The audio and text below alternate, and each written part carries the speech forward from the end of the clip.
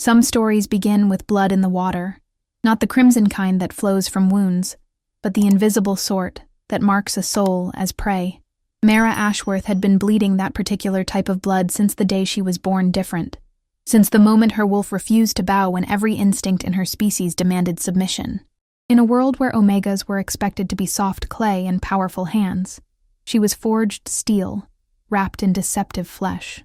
Where others saw weakness that needed breaking, she carried fire that refused to be extinguished, even when they tried to drown it in silver chains and clinical cruelty. The breeding facility had taken 18 months of her life, but they had failed to take her spirit. Now, naked and shivering in an ancient forest river, washing away the last traces of captivity, Mayara believed she had finally found freedom in solitude. She was wrong.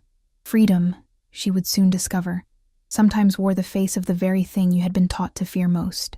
And power, true power, often came disguised as the choice between salvation and surrender, offered by golden eyes that could either worship or destroy her. The Alpha King was watching. He had always been watching, and Mara Ashworth, last daughter of a bloodline that legends claimed could command the very forces of nature, was about to learn that some destinies cannot be outrun, only embraced. The question was whether she had the courage to stop running long enough to discover what she was truly meant to become.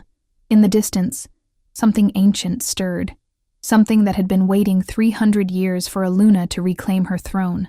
The hunt was about to begin. Before we begin, remember to subscribe to our channel and turn on notifications. Every day, a new story awaits you. Now, let us begin. The water bit into Mara's skin like 1,000 tiny knives, but she welcomed the pain. Pain meant she was alive. Pain meant she had escaped the breeding facility that had been her prison for 18 months, where they had tried to break her spirit and force her submission with methods that would haunt her dreams for years to come. The river ran deep and cold through the ancient forest, its current strong enough to wash away the dried blood that had crusted over her wounds. She had been running for 3 days now, surviving on stolen berries and rainwater, her bare feet torn and bleeding from the rocky terrain, her stomach cramped with hunger, but freedom tasted sweeter than any meal she could remember. As she waded deeper into the water, Mayara allowed herself to believe, for just a moment, that she was truly free. The forest stretched endlessly around her, thick with towering pines and ancient oaks that blocked out most of the afternoon sun. Their branches formed a cathedral of green above her head, filtering the light into dancing patterns on the water's surface. No concrete walls, no silver chains that burned her skin, no voices screaming orders at her to submit, to obey, to accept her place at the bottom of their hierarchy. She ducked her head beneath the surface, letting the icy water numb her scalp where they had shaved off her dark curls as punishment for her last escape attempt. The cold shocked her system, but it also washed away the phantom weight of the collar they had forced around her neck, the one that had delivered electric shocks whenever her scent spiked with defiance. When she emerged, gasping and shivering, her enhanced hearing picked up only the natural sounds of the wilderness, birds calling to each other in the canopy above, the rustle of small creatures in the underbrush, the gentle babble of the river over stones worn smooth by centuries of current. It was a symphony of freedom that made tears prick at her eyes. For the first time in months, Mayara felt something close to peace. She closed her eyes and tilted her face toward the patches of sunlight that filtered through the canopy. The water swirled around her waist, carrying away the last traces of captivity from her skin, the lingering scent of fear, the residue of silver from her restraints, the chemical smell of the suppressants they had forced down her throat to keep her wolf dormant. She was thinner than she should be, her ribs visible beneath pale skin that rarely saw sunlight. Dark circles shadowed her green eyes, and fresh scars marked her wrists where the shackles had cut too deep. But she was free. That had to count for something. It had to mean that the months of suffering had purpose. The facility had taught her many things about fear, about helplessness, about the crushing weight of submission demanded from Omegas like her.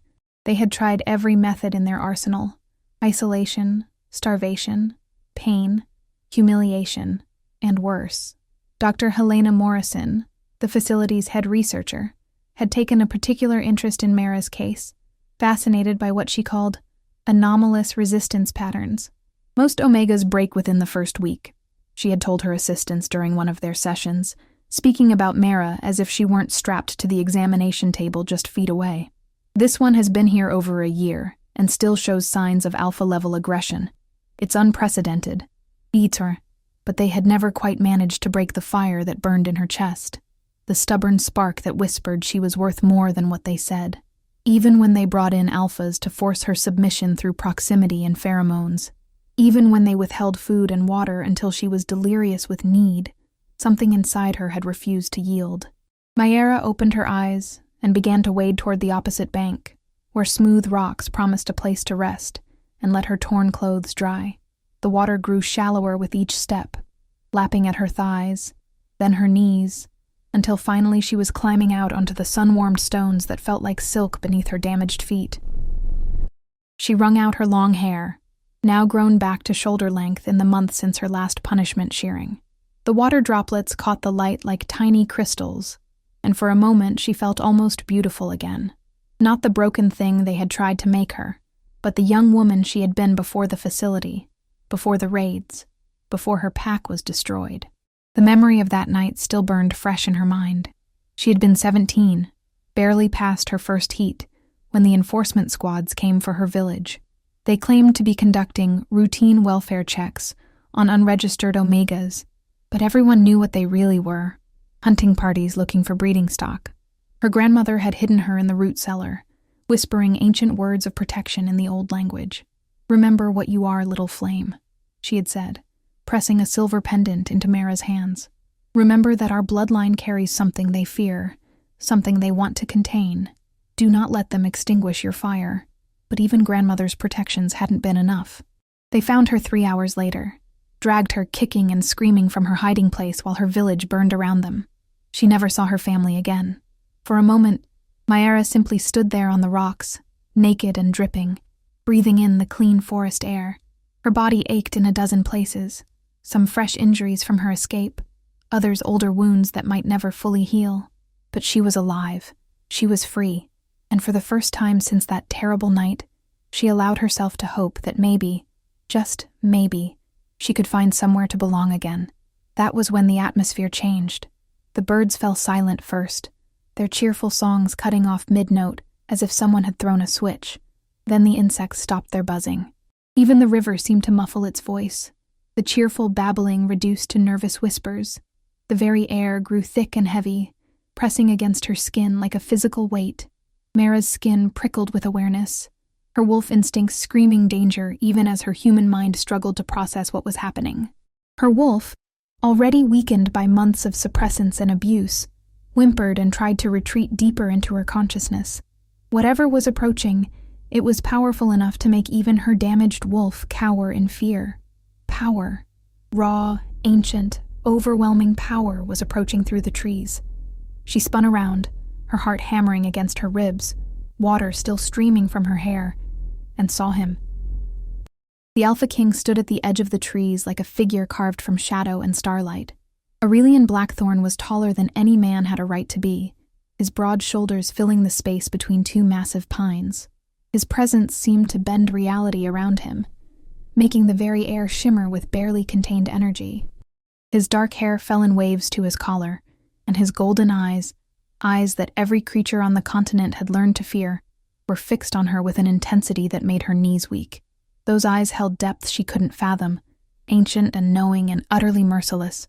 They were the eyes of a predator who had never known defeat.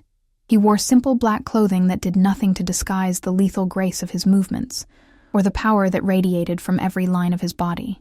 Silver rings glinted on his fingers, and she could see the edge of intricate tattoos disappearing beneath his collar, marks of power and conquest that only Alpha royalty were permitted to bear. Aurelian Blackthorn was supposed to be a myth, a boogeyman that parents used to frighten disobedient children. The tyrant king who ruled the northern territories with an iron fist, who had conquered 3 neighboring kingdoms before his 25th birthday, who was said to be more beast than man. Stories claimed he could kill with a glance, that his wolf form was the size of a small building, that he fed on the fear of his enemies. But there was nothing mythical about the way those golden eyes tracked over her naked form, missing nothing. Nothing mythical about the way the very air around him seemed to vibrate with barely contained violence. He was real, and he was here, and every survival instinct Mayra possessed was screaming at her to run. Mayra's breath caught in her throat. Every instinct she possessed was screaming at her to run, to submit, to drop to her knees and bare her neck in surrender. The urge to submit to his alpha presence was so overwhelming that black spots danced at the edges of her vision. Her legs trembled with the effort of remaining upright against the crushing weight of his dominance. The facility had exposed her to powerful alphas before, but nothing had prepared her for this. Aurelian's presence was like standing in the path of an avalanche, knowing that one wrong move would mean complete annihilation. But she had spent 18 months learning that submission meant death of the spirit, if not the body. So instead of falling to her knees, instead of baring her throat like every cell in her body was demanding, she lifted her chin and met his stare directly. The moment their eyes locked, something electric passed between them. Mara gasped as she felt something shift inside her chest, a recognition that went deeper than conscious thought. Her wolf, cowering and broken just moments before, suddenly lifted its head with interest. Aurelian went perfectly still, his nostrils flaring slightly as if catching a scent that surprised him. For just an instant, his mask of cold control slipped, revealing something raw and hungry beneath. "You're trespassing," she said, her voice steadier than she felt. The words seemed laughably inadequate in the face of his overwhelming presence, but they were all she had.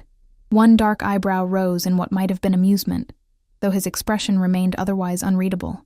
"Am I?" His voice was like whiskey poured over broken glass, smooth and rich, but with an edge that promised pain.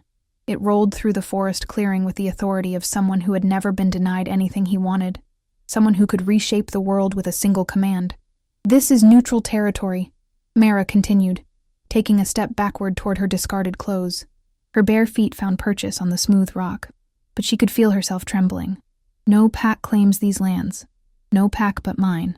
Aurelian moved with the fluid grace of a predator, each step deliberate and controlled.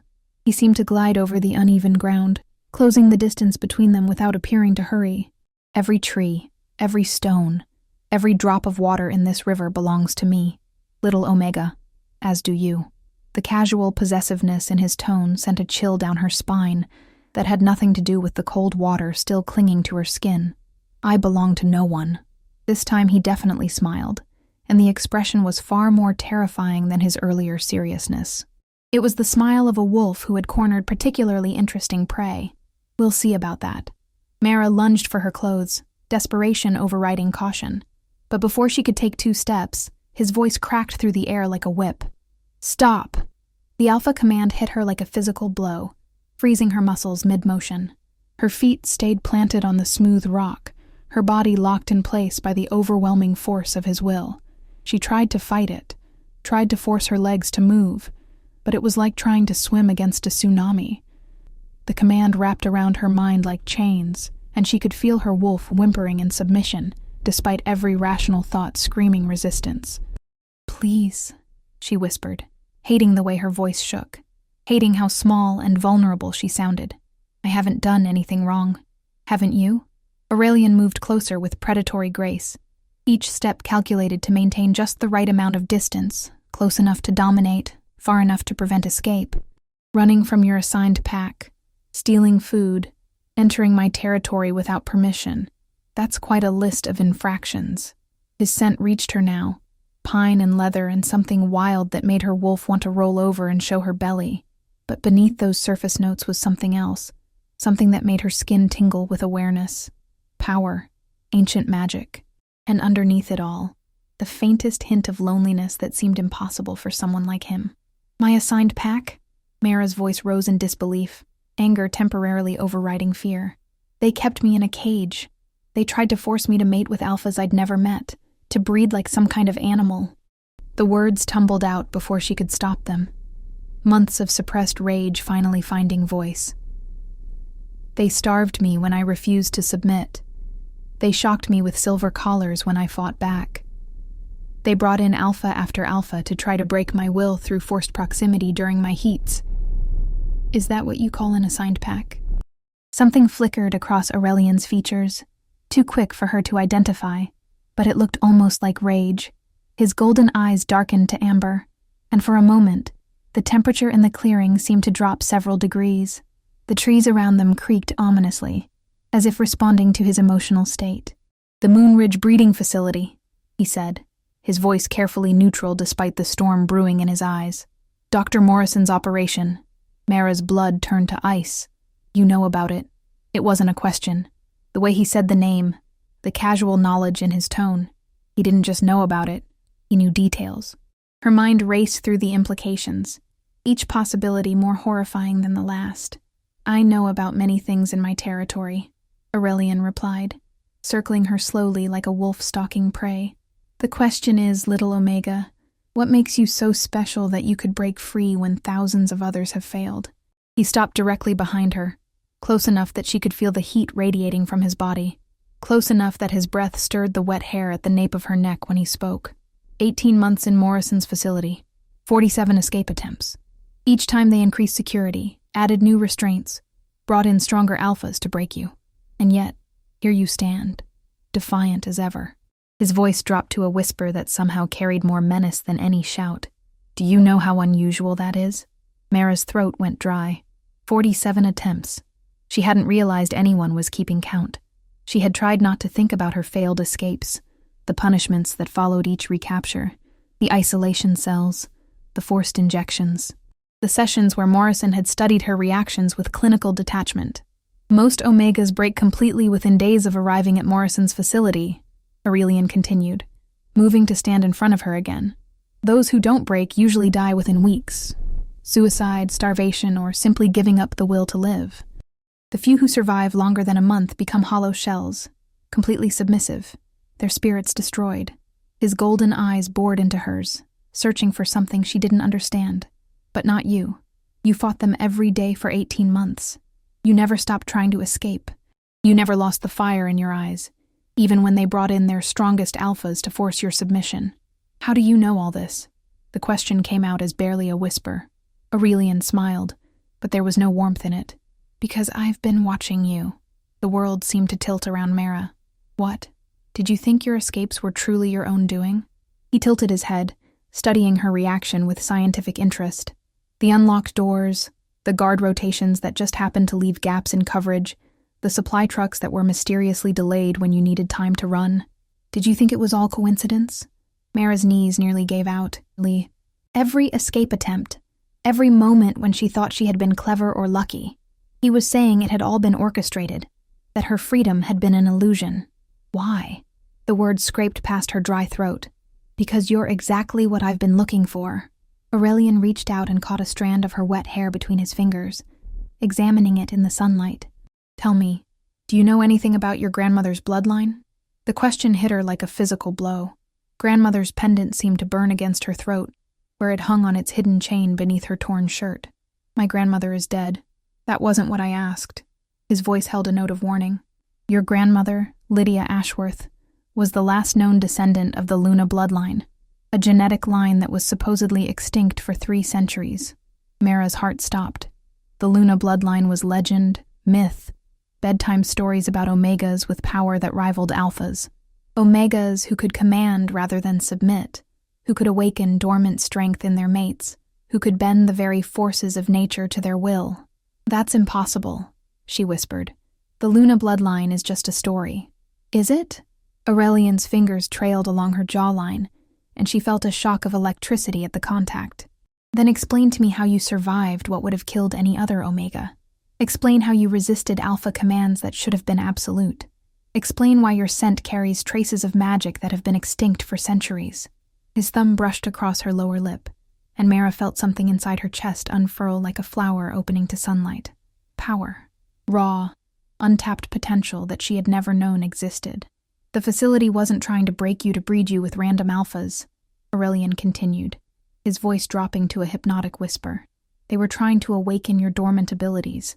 Morrison was working for certain factions, who believed that controlling a Luna descendant would give them power over all alphas." The pieces fell into place with horrifying clarity. The strange tests, the unusual restraints, the way Morrison had always seemed more interested in her reactions than her submission.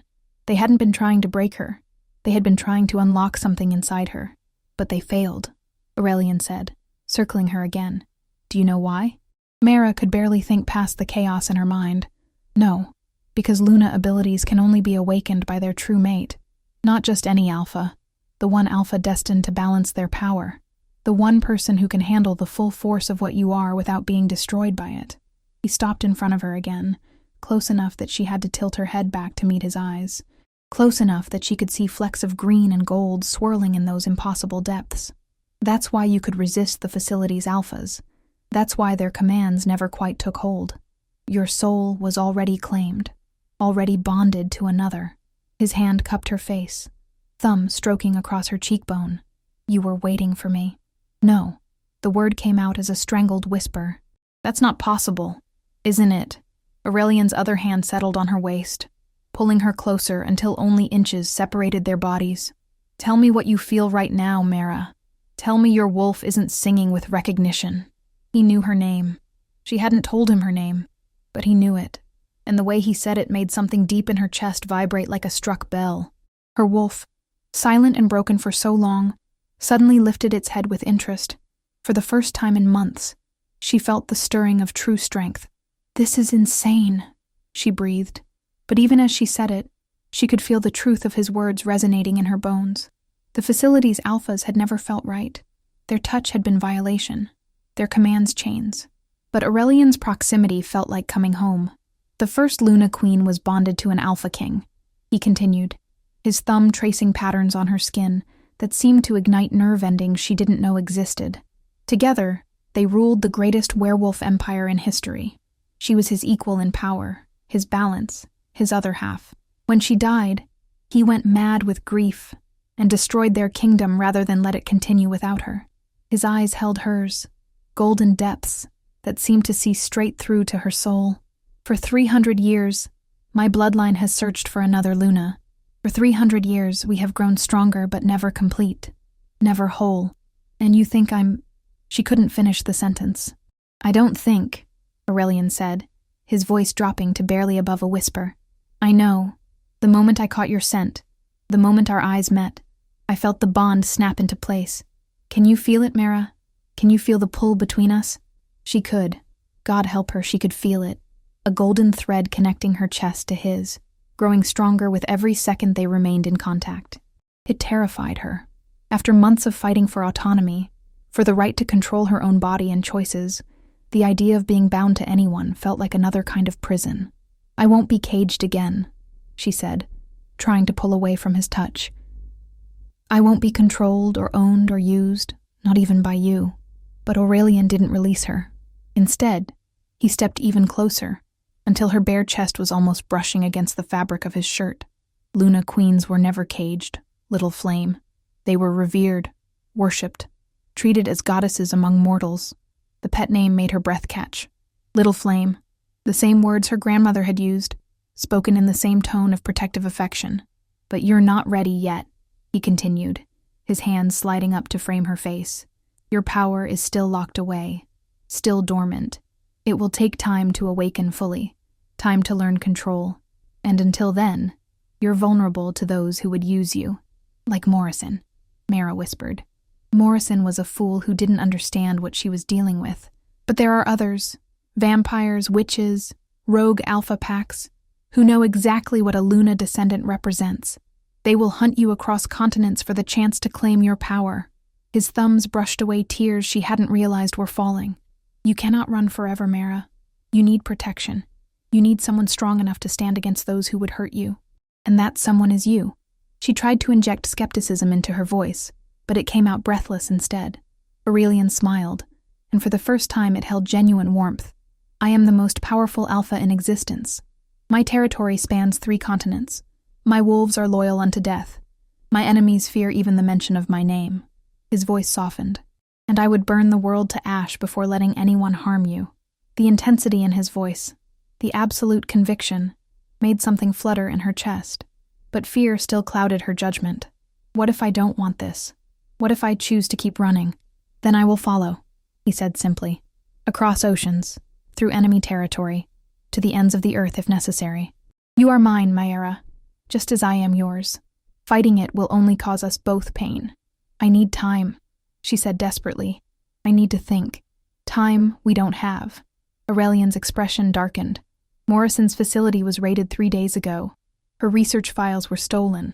By now, every supernatural faction on the continent knows what you are and where you were last seen. Chimera's blood turned to ice. What are you saying? I'm saying that within hours, this forest will be crawling with hunters looking for you. Vampires who want to drain your blood for its power. Witches who want to bind your abilities to their own. Rogue alphas who think they can force a bond through violence and claim your strength. As if summoned by his words, a howl echoed through the forest, distant but growing closer. Then another, from a different direction. Mara's enhanced hearing picked up the sound of engines, multiple vehicles approaching through the trees. They're already here, Aurelian said grimly. The question is, little Luna, do you trust me enough to let me protect you? Another howl, much closer this time, sent a chill down Mara's spine. She could smell them now, the oily scent of rogue wolves, the metallic tang of vampire magic, something else that made her wolf cower in terror. I don't have a choice, do I? She whispered. There's always a choice, Aurelian said, stepping back just enough to look into her eyes. But some choices lead to freedom, and others lead to a cage far worse than anything Morrison could devise. The sound of breaking branches echoed through the trees, followed by harsh voices calling to each other in languages she didn't recognize. They were running out of time. Mara looked down at her discarded clothes, then back at Aurelian's face. The Alpha King who claimed she was his destined mate. The man who said he had been watching her, orchestrating her escapes, waiting for this moment. Everything in her rebelled against the idea of depending on someone else for protection. But the alternative was falling into the hands of creatures who would use her and discard her like Morrison had tried to do. If I agree to come with you, she said slowly, what guarantee do I have that you won't try to control me the way they did? Aurelian extended his hand, palm up, and she saw that his fingers were trembling slightly, the first crack in his composure she had witnessed. You have my word as Alpha King that I will never force your submission. Your power, your choices, your body, all will remain your own until you freely choose to share them. And if I never make that choice, pain flashed across his features, then I will spend eternity protecting someone who can never love me back, but I will protect you nonetheless.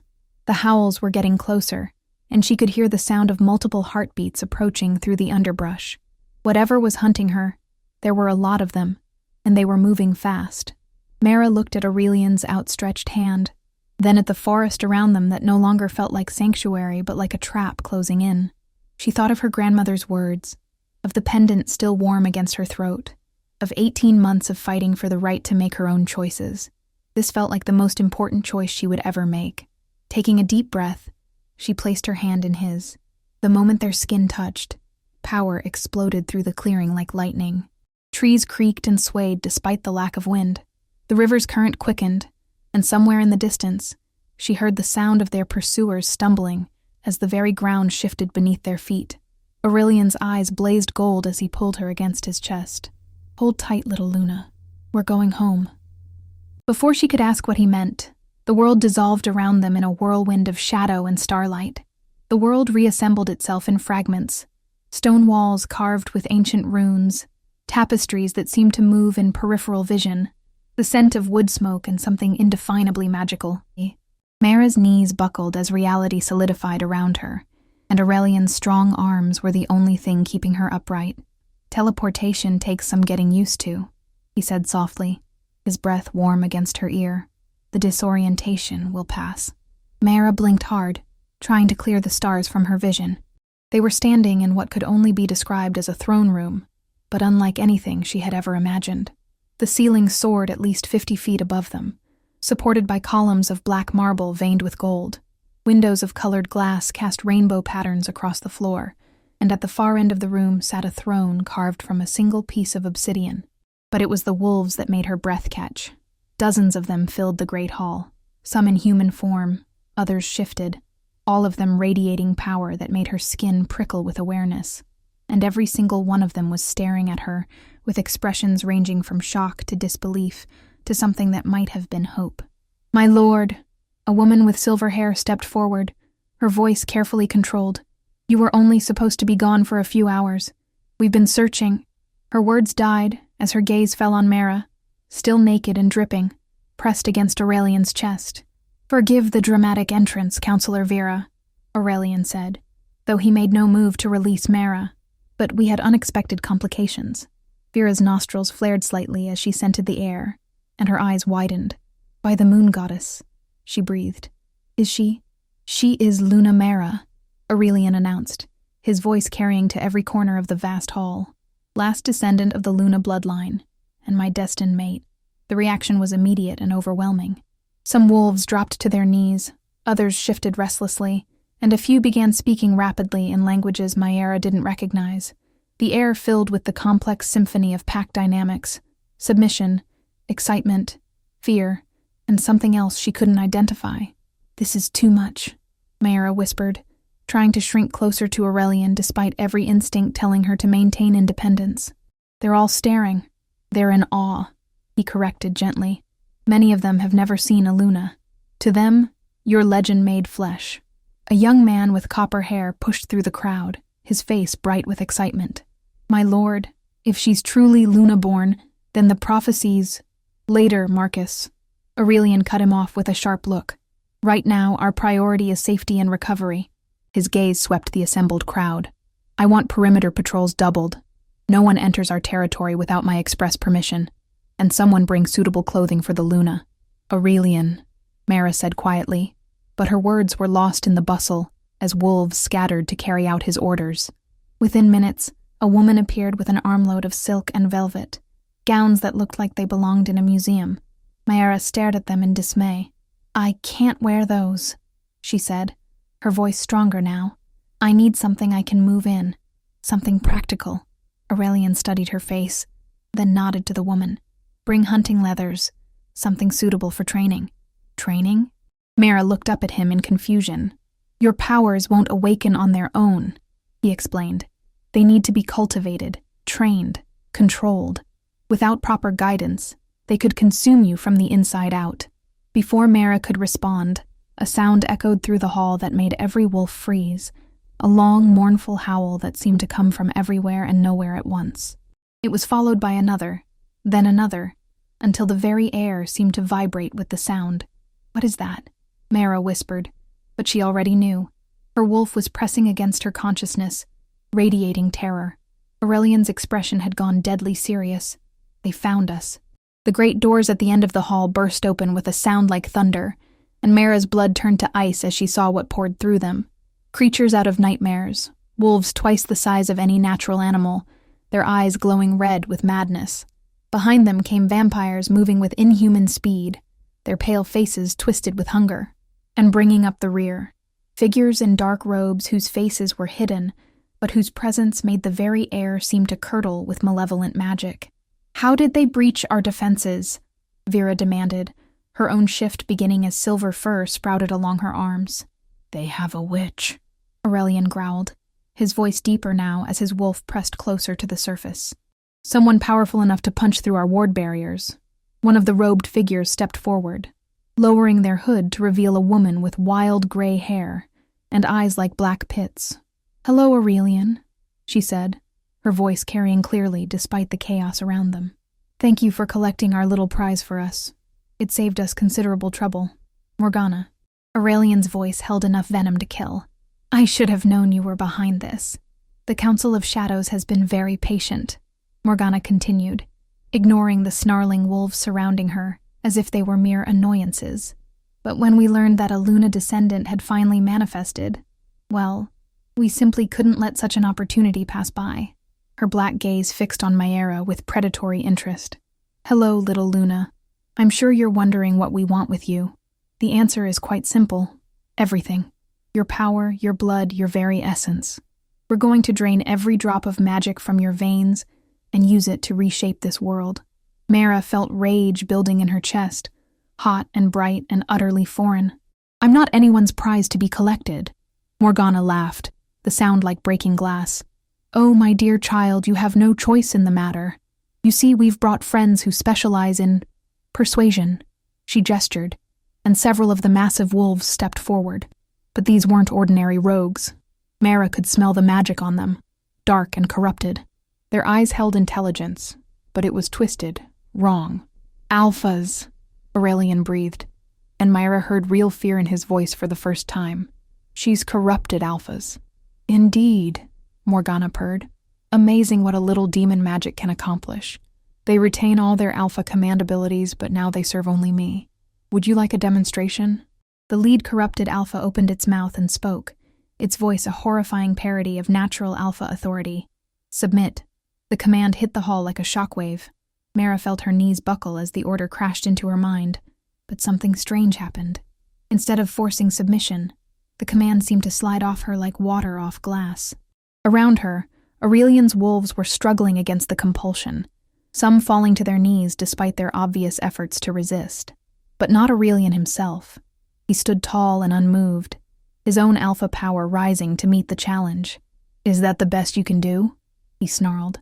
Oh, that wasn't for you, Morgana said with a smile that revealed teeth filed to points. That was to test our little Luna. And how interesting. She seems to be naturally resistant to corrupted commands. I wonder. She raised her hand, and Mayara felt dark magic gather around the witch like a storm cloud. Let's see how she handles this. Power exploded from Morgana's fingers.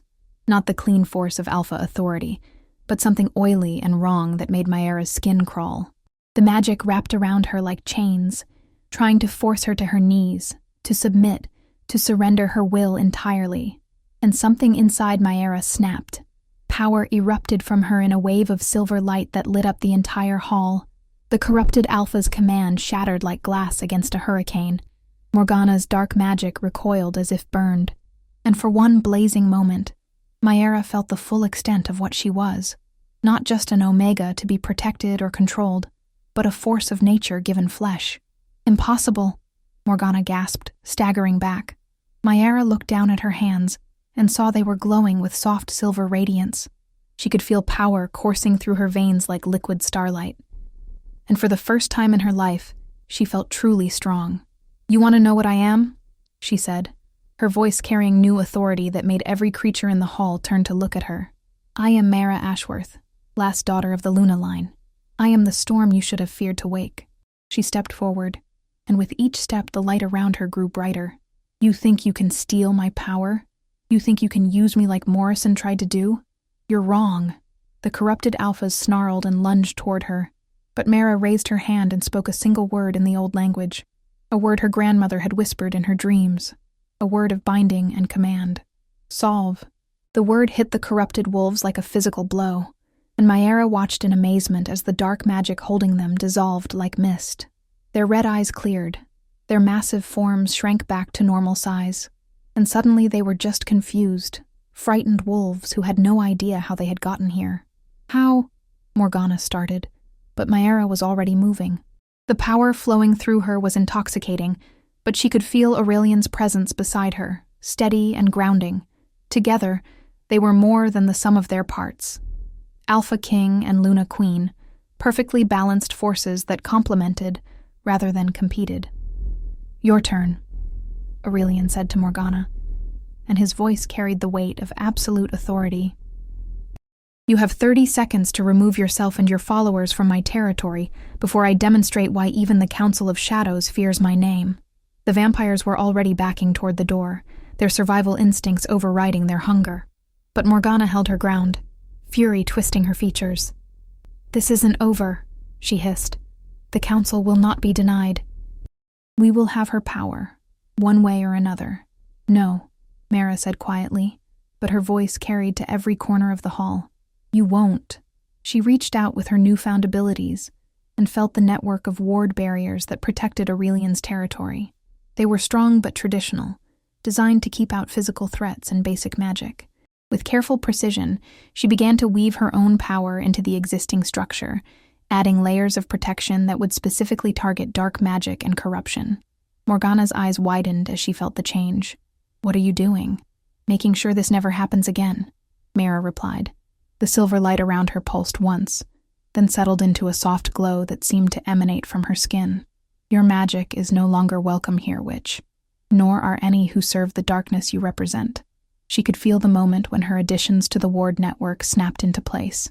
Morgana gasped and clutched her chest as if in pain, and the remaining dark creatures began stumbling toward the exit, as if pushed by an invisible force. Impossible, Morgana breathed. No Luna has wielded power like this since the first Luna Queen. Aurelian finished grimly. Who, if you recall your history, was powerful enough to bind demons and reshape entire continents. The witch's face went pale. Without another word, she turned and fled, her remaining followers scrambling after her. As the last of the invaders disappeared through the great doors, the hall fell into stunned silence.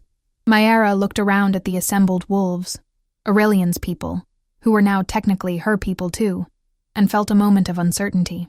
I don't know how to be a queen, she said quietly. Aurelian moved to stand beside her, not touching, but close enough that she could feel his warmth. You don't have to know everything right away. Being a queen isn't about perfection. It's about caring enough to keep learning, keep growing, keep protecting those who depend on you. And if I make mistakes, then we'll fix them together. He turned to face her fully, his golden eyes serious. I meant what I said, Maera. Your power, your choices, your life, they belong to you. I will never try to control or diminish you. She studied his face, searching for any hint of deception, but found only sincerity. What if my choices don't align with what's best for your kingdom? Then we'll find a compromise that honors both our needs, he said simply. That's what partnerships are for. The word partnership sent a warm flutter through her chest. Not ownership, not submission, but partnership. Equal voices in equal measure. I felt your power when mine awakened, she said softly. The bond. It's real, isn't it? Aurelian nodded. As real as breathing. But even fated bonds require choice, Maera. They create compatibility, not compulsion. You still have to choose to accept it. Maera looked around the hall again, at the wolves who were watching her with expressions of hope and acceptance. She thought of her grandmother's words, of the 18 months of fighting for the right to control her own destiny, of the power now flowing through her veins like liquid sunlight. If I accept the bond, she said carefully, what changes? We become stronger together than either of us could be apart, Aurelian replied. Our powers complement each other. Our weaknesses are covered by the other's strengths. And, he hesitated, as if the next words were difficult to say, and you become my equal in all things. Not a consort or a possession, but a true partner in ruling. The idea of ruling anything still terrified her, but the thought of doing it alongside someone who respected her autonomy was intriguing. Would I have my own authority? My own voice in decisions? You would have veto power over anything you disagreed with, Aurelian said seriously. Luna Queens historically held authority equal to or sometimes greater than Alpha Kings. Their word was law. Maera felt a smile tugging at her lips. You're really willing to share power with someone you've known for less than a day. I've been watching you for 18 months, he reminded her gently. I've seen your courage, your compassion, your unwillingness to break even under the worst circumstances. I've seen you protect others at cost to yourself, fight for what's right even when it seemed hopeless. If those aren't the qualities of a queen, I don't know what are. The warmth in his voice, the absolute conviction, made something tight in her chest finally loosen. For the first time since her grandmother's death, someone was seeing her not as broken or defective, but as exactly who she was meant to be. There's something else, Aurelian continued, his voice dropping to a more intimate tone. The bond creates emotional and mental connection, but it doesn't override free will. You'll be able to feel my emotions and I yours, but neither of us can control the other's thoughts or actions. That sounds... Maera considered the implications. Actually comforting. I've been alone in my head for so long. You'll never be alone again, he promised. Not if you don't want to be. Mo. Maera closed her eyes and reached out with her newfound abilities, feeling the golden thread that connected her to Aurelian. It pulsed with warmth and strength, and something that felt remarkably like home. 18 months ago, I thought my life was over, she said softly. I thought I'd lost everything that mattered. And now? She opened her eyes and met his gaze. Now I think maybe losing everything was necessary to find what I was really meant to have. Without breaking eye contact, she reached out and took his hand. The moment their skin touched, the bond between them flared bright enough to make the assembled wolves shield their eyes.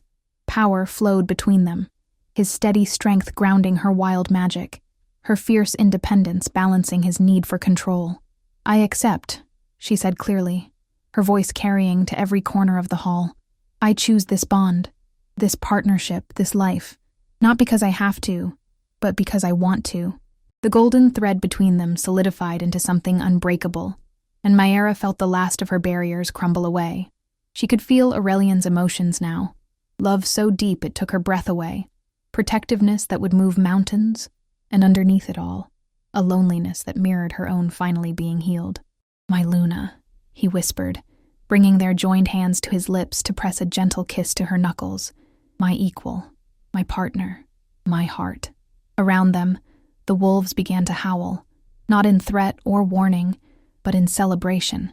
The sound rose and spread, carrying through the castle and out into the territory beyond, announcing to all the world that their king was no longer alone. "What happens now?" Mara asked, though she was smiling as she said it. Aurelian grinned, and the expression transformed his entire face from intimidating to breathtaking. "Now we have a kingdom to run, powers to master, and probably a dozen crises to handle before dinner."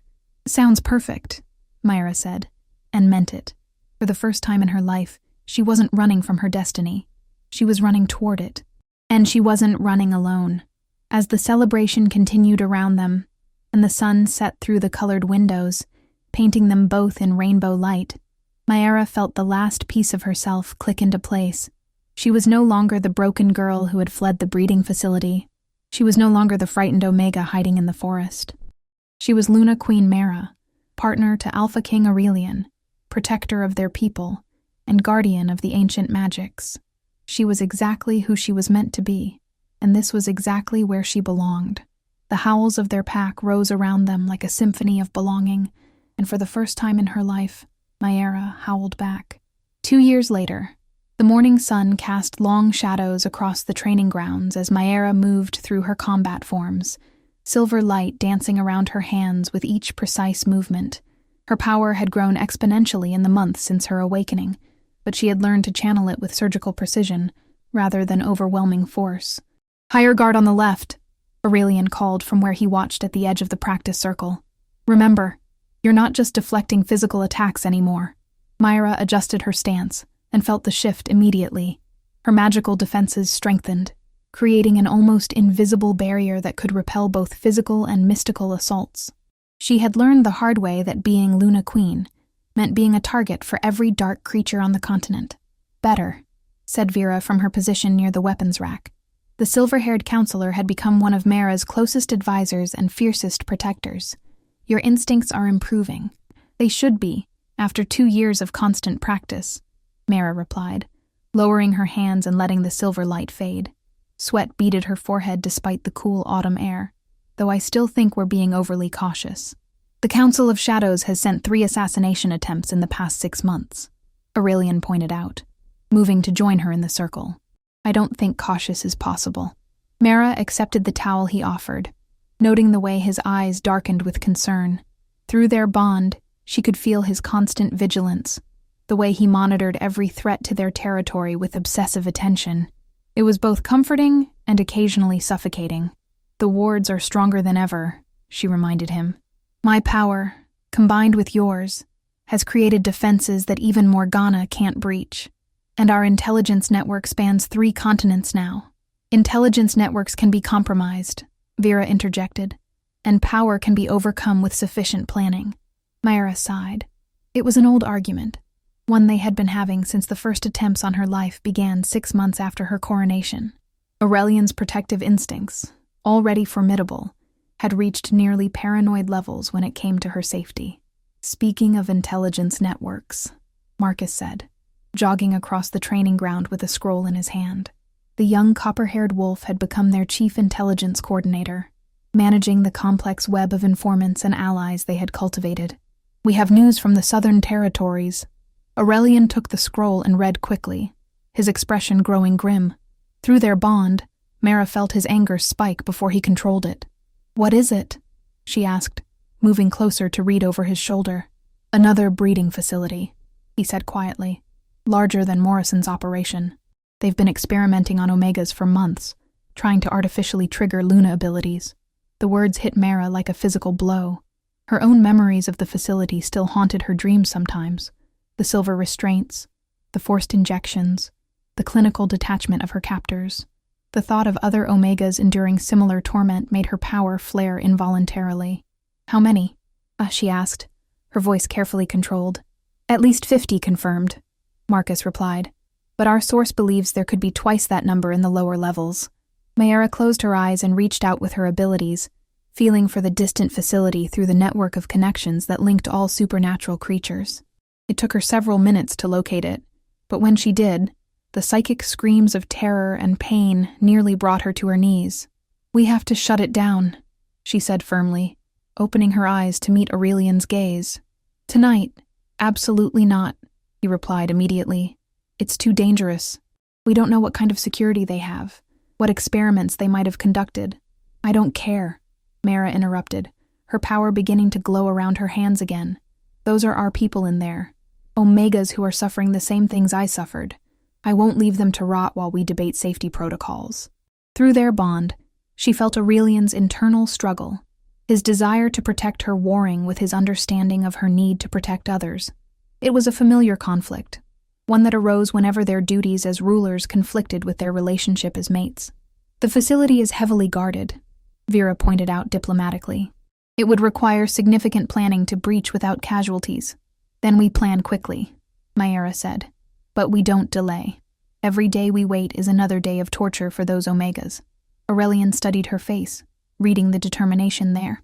After 2 years together, he knew better than to try to dissuade her when she had made up her mind about protecting others. "If we do this," he said slowly, "we do it together, as partners." "Always," Mara agreed, reaching out to squeeze his hand. "And we do it smart," he continued. "Full reconnaissance, backup plans, extraction protocols. I won't risk losing you to rescue others." The possessive edge to his voice would have irritated her once, but now she understood it for what it was. Not a desire to control her, but genuine terror at the thought of losing her. Through their bond, she could feel the depth of his love, the way her safety had become more important to him than his own life. "You won't lose me," she promised. "We're stronger together, remember?" 6 hours later, they were moving through the shadows outside the Southern Territories facility. Mayara had insisted on leading the rescue personally, despite Aurelian's obvious reluctance. Behind them followed 20 of their best warriors, all volunteers who understood the risks involved. The building was larger than Morrison's operation had been, a sprawling complex of concrete and steel that radiated malevolent energy. Mara could feel the pain emanating from within, the desperate hopelessness of creatures trapped beyond rescue. "Guard rotations are every 2 hours, whispered Captain Kane, their head of security. "Next change is in 45 minutes. "Magical wards?" Aurelian asked. "Basic protection spells," Mara replied after extending her senses. "Nothing compared to what Morgana used. I can break them without triggering alarms." She reached out with her power, feeling for the invisible barrier surrounding the facility. They were crude things, designed to keep prisoners in rather than intruders out. With careful precision, she began to unravel them thread by thread. "Done," she whispered after several minutes. "We have clear access." They moved like ghosts through the facility's corridors, Mayara's power masking their scent and sound. The first floor contained laboratories and offices, sterile rooms filled with equipment that made her stomach turn. Charts on the walls detailed various experimental protocols, each one more horrific than the last. "They're trying to create artificial Luna abilities," Aurelian observed, reading one of the research notes. "Injecting Omega subjects with concentrated alpha blood, exposing them to dark magic, forcing traumatic bonding scenarios."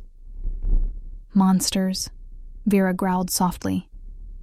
They found the first holding cells on the second floor. Myra's heart broke as she saw the conditions. Tiny concrete boxes barely large enough for a person to lie down, silver bars that would burn any shifter who touched them, the overwhelming stench of fear and despair.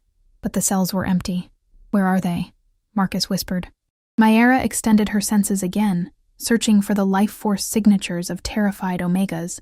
She found them 3 floors down, in a sub-basement that reeked of suffering. "Below," she said grimly, "deep below." The descent into the facility's depths felt like traveling into the underworld. Each level was worse than the last. Torture chambers disguised as medical rooms, holding pens designed to break the spirit. And finally, at the very bottom, a massive chamber filled with cages. 53 Omegas were held there, ranging in age from teenagers to elderly pack members who had been kidnapped from their families. All bore signs of prolonged abuse, scars from silver restraints, hollow eyes that spoke of broken spirits, the telltale marks of forced injections. Mara felt rage building in her chest like molten lava. These creatures had done to others what Morrison had done to her, but on a scale that was almost incomprehensible. "Get them out," she told the warriors in a voice that carried absolute authority. All of them, now. As her people moved to free the prisoners, Mara turned her attention to the facility itself. Through the walls, she could feel the approaching presence of guards, researchers, the facility's director rushing toward their location. They had perhaps minutes before the rescue became a battle. She made a decision that would have terrified her 2 years ago. Placing her hands against the nearest wall, Mayara poured her power into the building's structure. Not to destroy, that would risk harming the prisoners, but to transform. Silver light flowed through the concrete and steel, seeking out every piece of equipment used to torture Omegas, every restraint designed to cause pain, every weapon meant to enforce submission. One by one, they dissolved into harmless dust. "What are you doing?" Aurelian asked, moving to stand beside her. "Making sure this never happens again," she replied through gritted teeth. Her power was growing stronger, spreading through the facility like living light. Research notes burst into flames. Computer hard drives melted. Chemical restraints neutralized themselves. By the time the facility's staff reached the holding chamber, they found their prisoners gone and their equipment destroyed. The building still stood, but everything that had made it a place of torture had been systematically annihilated. "Message received," Aurelian said with grim satisfaction as they emerged into the night with the rescued Omegas. "Message sent," Myra corrected. "To every facility, every researcher, every person who thinks Omegas are disposable. We're watching, and we will come for them." The rescued Omegas were brought back to their territory, where Mayra personally oversaw their medical care and rehabilitation. Many would need months or years to fully recover from their trauma, but she was determined that they would have that chance. It was during the 3rd week of their recovery that one of them, a young woman named Elena, approached Mayra in the castle gardens. "Your Majesty," Elena said, dropping into a respectful curtsy that made Mayra wince. She had tried repeatedly to eliminate the formal protocols within her territory, preferring to be addressed by name rather than title. "Just Mayra, please," she said gently. "How are you feeling today, Elena?" The young woman smiled, the first genuine expression of happiness Mayra had seen from her. "Better. Much better. The nightmares are less frequent, and Dr. Hartwell says my wolf is starting to respond again." Dr. Sarah Hartwell was a trauma specialist Mayra had recruited specifically to help rescued Omegas. The woman's revolutionary techniques had proven remarkably effective at healing psychological wounds that had once been considered permanent. "I'm glad to hear it," Mayra said sincerely. "Is there something I can do for you?" Elena hesitated, then stepped closer. "I wanted to thank you, not just for rescuing us, but for showing us that it's possible to be strong. The other Omegas, we talk about you sometimes, about how you went from being a prisoner to being a queen. I had help," Mayra replied, thinking of Aurelian's unwavering support, of Vera's guidance, of the entire pack that had welcomed her without question. "Maybe," Elena agreed, "but you still had to choose to accept that help. You still had to choose to be strong." She paused, gathering courage for her next words. "Some of us, we'd like to stay here, to serve in your guard, or your household, or wherever we might be useful. We want to be part of something that protects others the way you protected us." Mayra felt tears prick her eyes. "This will always be your home, for as long as you want it, all of you." That evening, she shared Elena's request with Aurelian as they walked through the castle's evening gardens. The space had become their private retreat, a place where they could simply be mates rather than rulers. "She wants to join our personal guard," Mayra explained, pausing beside a fountain that reflected the stars. "Several of them do. They want to help rescue others. And you're tempted to let them," Aurelian observed, reading her emotional state through their bond. "They have the right to choose their own path," she said carefully. "If they want to fight, to protect others who have suffered what they suffered, shouldn't they have that opportunity?" Aurelian was quiet for several minutes, considering her words. "You're thinking of expanding our rescue operations." It wasn't a question. Through their bond, he could sense the direction of her thoughts. the growing conviction that their response to facilities like Morrison's had been too reactive rather than proactive. "There are dozens of these places," Mara said, settling onto the edge of the fountain. "Maybe hundreds. Every month we get reports of new ones opening, new Omegas disappearing. We can't just wait for them to come to our attention. You want to hunt them down systematically," he said, moving to sit beside her. "I want to end them," she said fiercely. "All of them. I want to make the very idea of caging an Omega so dangerous that no one dares attempt it." Aurelian studied her profile in the starlight, seeing the determined set of her jaw, the way her power flickered just beneath her skin when she was passionate about something. "It would be dangerous," he said eventually. "Expanding our operations would mean making enemies of every faction that profits from Omega trafficking. They would unite against us." "Let them try," Mara replied with quiet confidence. 2 years ago, I was a powerless prisoner. Now, I'm Luna Queen of the most powerful werewolf kingdom on the continent. Our territory is unassailable, our people are loyal, and our power grows stronger every day. She turned to meet his gaze. "I'm not the same broken girl you found by the river, Aurelian. And I'm tired of playing defense while others suffer."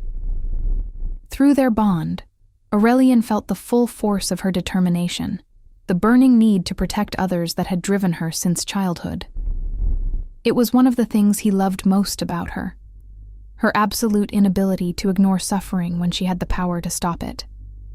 "If we do this," he said slowly, "we do it properly. Full intelligence gathering, coordinated strikes, extraction protocols for every facility we target. You'll support me?" Maiara asked, hope blooming in her chest. "I'll follow you into hell if that's what it takes," he replied seriously. "But we do it as partners. Your compassion balanced with my strategic planning. Your power combined with my resources." Mara leaned over to kiss him, pouring her gratitude and love through their bond.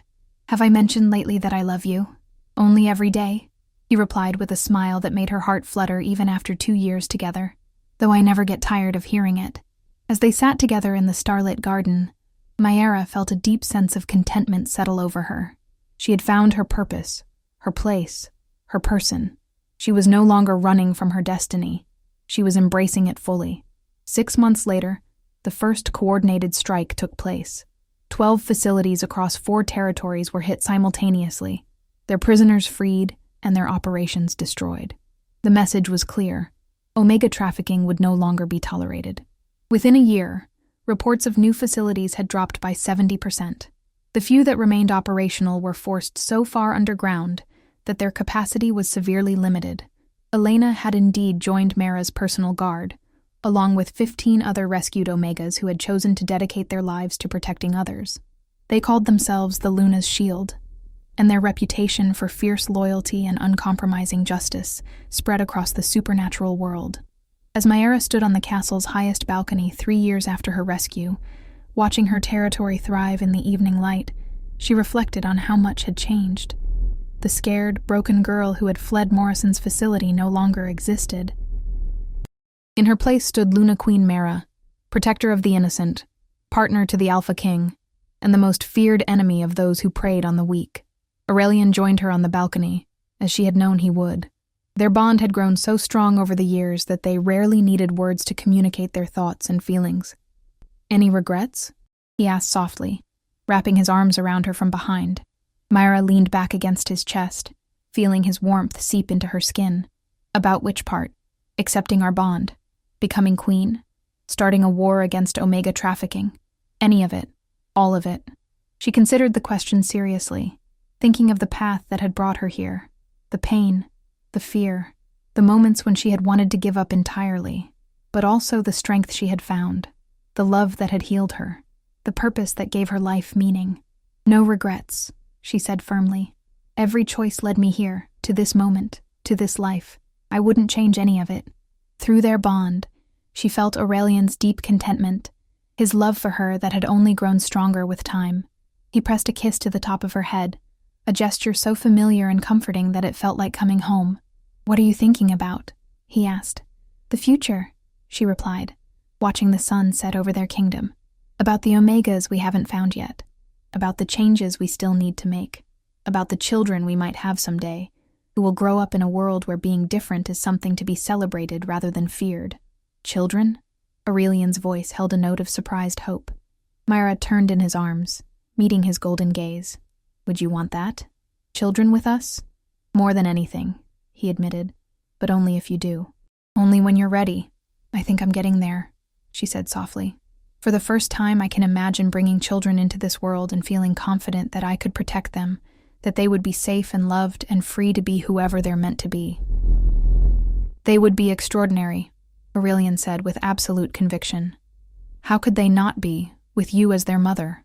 Mara smiled, feeling a warmth spread through her chest that had nothing to do with their bond, and everything to do with the future she could finally envision, a future filled with love and purpose, and the quiet satisfaction of knowing she had used her power to make the world a better place. As the stars appeared overhead and the sounds of their thriving kingdom drifted up from below, Mayra reflected on her grandmother's words from so long ago. Remember what you are, little flame. She finally understood what her grandmother had meant. She wasn't just Mayra anymore. She was Luna Queen, protector of the innocent, partner to a king, and guardian of hope for every Omega who had ever been told they were powerless. She was exactly what the world needed her to be, and this was exactly where she belonged. The howl that rose from the territory that night was different from the ones that had come before, not a sound of celebration or warning, but of deep, abiding peace. It was the song of a pack at harmony, led by an Alpha King and Luna Queen who ruled not through fear or force, but through love and justice. It was the sound of home. If you enjoyed this story, a like or comment really helps. And if you wish to hear more tales like this one, make sure you subscribe so you never miss the next tale.